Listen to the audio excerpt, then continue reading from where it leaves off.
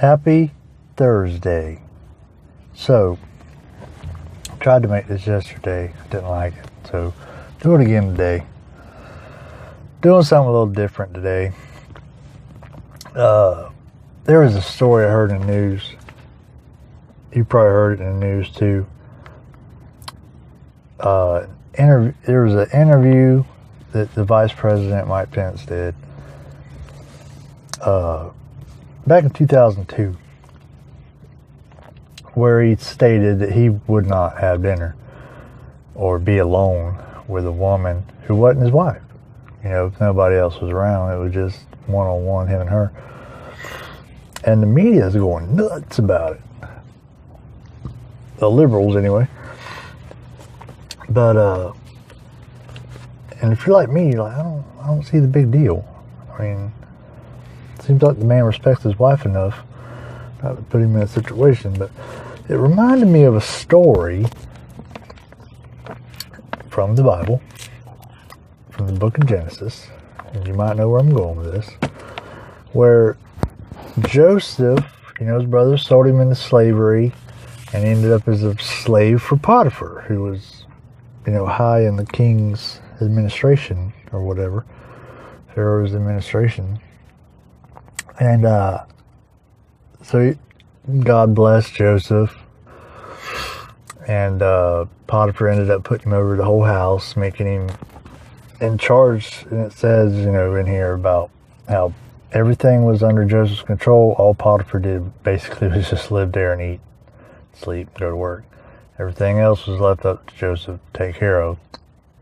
Well, then Potiphar's wife decided she wanted to sleep with Joseph. Apparently she thought he was good looking. She wanted to get with him.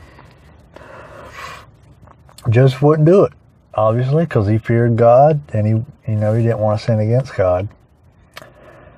So she sets up a situation that would be ideal for her to get him to sleep with her. So verse 11, chapter 39 in Genesis, and it came to pass about this time that Joseph went into the house to do his business, and there was none of the men of the house there within. And she caught him by his garment, saying, Lie with me. And he left his garment in her hand, and fled, and got him out.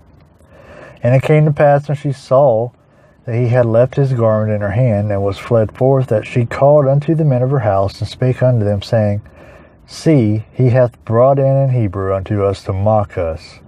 He came in unto me to lie with me, and I cried with a loud voice. And it came to pass, when he heard that I lifted up my voice and cried, that he left his garment with me, and fled, and got him out. And she laid up his garment by her until his Lord came home.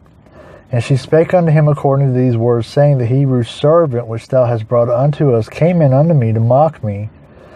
And it came to pass, as I lifted up my voice and cried, that he left his garment with me, and fled out.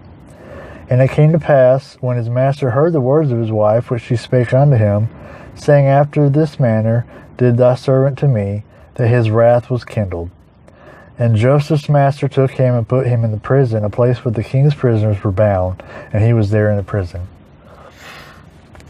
So, you see, Joseph and Potiphar's wife in a situation where they were alone, nobody else, and the opportunity presented itself, and she tried to take advantage of it, and Joseph was having no part of it. But the thing is, you know, she wasn't a faithful wife, but the thing Mike Pence is trying to get across here is that when a man and a woman are together and they're not married, there maybe nothing wrong will happen. I mean, in the vast majority of cases, probably nothing wrong will happen. But there's a chance. There's a chance that temptation could arise, and there's opportunity because it's just you and her, and you might give in to that temptation. Or on the other hand, like Potiphar's wife did, she might falsely accuse you of something, and then it's just your word against hers. So Mike Pence is saying, you know what? I respect my wife and our marriage vows enough to where I just don't put myself in that situation. So those of us who, have some common sense, and especially those of us who have a Christian worldview, we don't see nothing wrong with this. But the left's losing it, talking about, oh, this is the kind of oppressive behavior women have always had to deal with. It's not oppressive. I mean, how is it oppressive to respect your wife? The thing is, they don't have no respect for marriage, as we can see by some of the laws they try to get passed, or I guess they don't even try to get laws passed, they just try to get the Supreme Court to make laws. Talking about anybody can get married, and, they treat marriage as if it's just a thing. It's nothing sacred, nothing important, nothing that honors God, because obviously they don't like God, they hate God. But the fact that they don't have any respect for God, first of all, they don't have any respect for marriage, that lets me know that they're not going to understand what marriage is about. So I don't see anything oppressive about respecting your wife enough to say, you know what, honey, I love you, and I'm not going to put myself in a situation where I might be tempted, where I might be falsely accused. And I bet the same goes for her. She's not going to go eat dinner or go out to see a movie or whatnot with some guy that's not her husband or related to her and put herself in that situation either. It makes complete, perfect sense.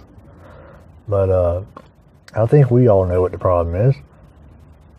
They don't respect God. They hate God. They don't respect marriage. They don't understand what marriage is about. Because like the Bible says, marriage is a representation that God created.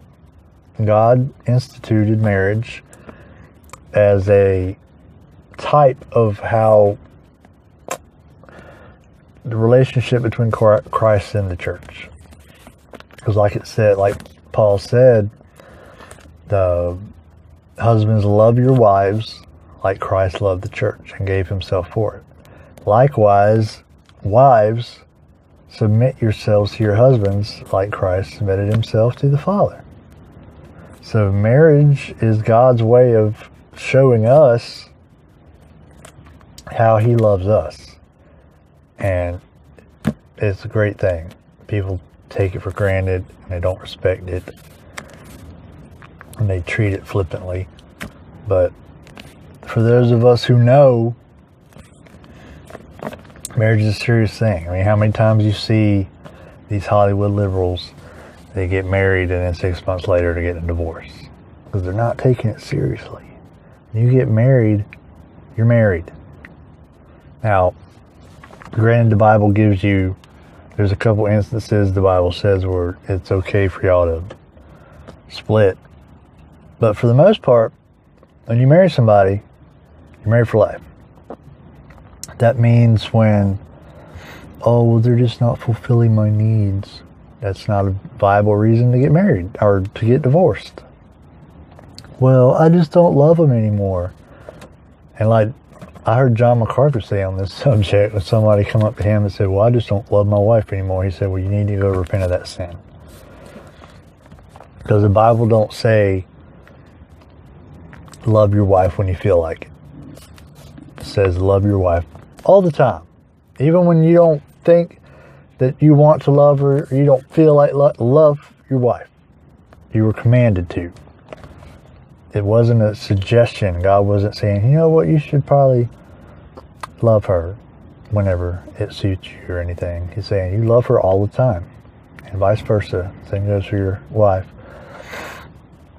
You don't get to pick. You chose to marry them. You have to love them all the time. Even when you don't feel like it, and even when they're being, difficult. So that concept of that is just completely lost on secular, worldly people who just don't understand and hate God for the most part. But that's what we're supposed to do, and this stuff ain't going to change either. Because we've seen how they attack marriage, and this is just another instance, and it just gets more strange to us every day when something like this pops up, and you're like, what is the problem with this? I don't understand. But that they don't understand. They work for their father, the devil, and they just want to destroy everything that has anything to do with God. But so if you're like me, you see this kind of stuff and you get kind of upset about it for like 5 or 10 minutes, and then you're like, oh yeah, that's right, we live in a fallen world. So just be prepared for it. And if you're married, because I'm not married, but I might be someday, but if you're married, just keep on loving your spouse.